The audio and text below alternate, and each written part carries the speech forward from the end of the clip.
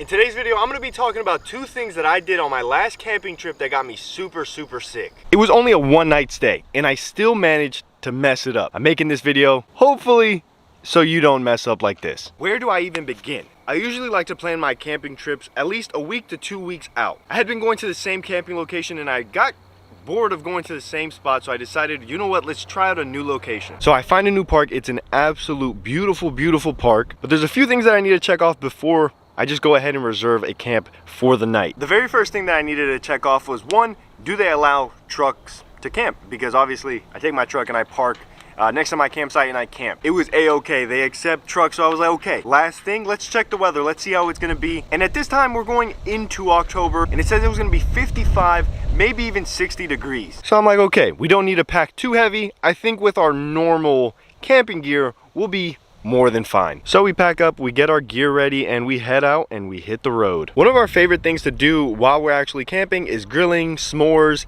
anything that has to do with, well, fire, and then being able to eat some really good food. But I'll be honest, I am an absolute nub when it comes to camping. I'm very new to camping, so I was like, okay, well, let's just look around and see what we can buy, see what we can use as firewood, because, well, I didn't have access to firewood. And I promise you, I do not like to tear anybody down. I pick up enviro logs and I make a video about it, and I tell people about how amazing this idea is of using these enviro logs. And I kid you not, all my comments were awful. All of the comments were asking me, Aang, please do not use these enviro logs. They are going to get you sick. Me being me, I did it anyways. So I picked up a case of maybe 8. I think there was 8 in the box, and I used 4. So let me explain what actually happened. I ended up setting up camp. Everything was nice and dandy. Now it was time to, well, test out the actual enviro logs. So I get the enviro log, I put it in a fire pit, and I get to cooking. Right away, it was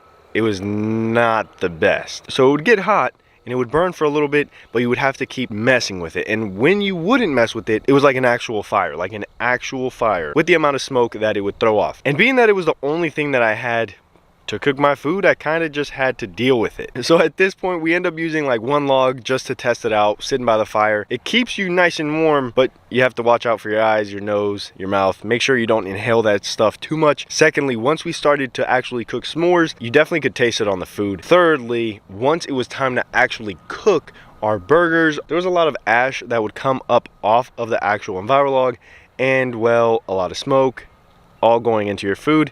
It's not a good day. We end up just going through it, just bearing through all of the smoke, all the ash. I didn't feel too bad until after I was done eating my food. I got very congested, my chest started to hurt, my nose was not happy, and neither were my eyeballs. So that's the first thing. I do not recommend these enviro logs. Now that I know what I know, it's literally recycled trash, and it just doesn't fit in my brain how I would cook over trash.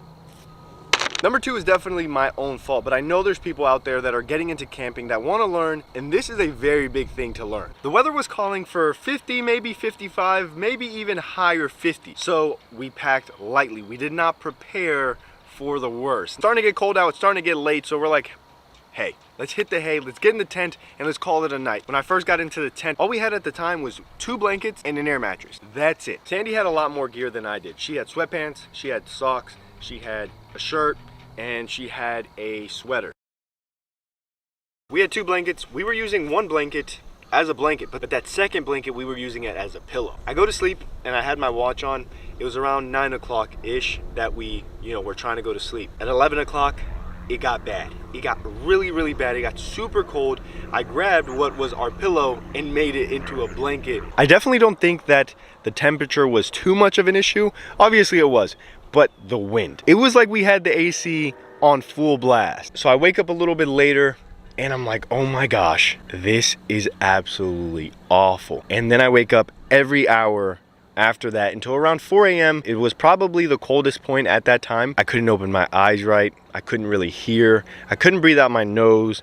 I couldn't function properly. Turns out it got down to around 35 to 39 degrees that night. The next morning I wake up and I sound like I had hit puberty times 10. I usually record a lot. Once I wake up, I try to film as much as I can when I'm actually out camping. This time, it was not the case. Packed up and hit the road. I stopped to get some food and then went on my way. I get home Sunday night and all my symptoms got 10 times worse. I had a horrible headache. My chest hurt so bad to cough.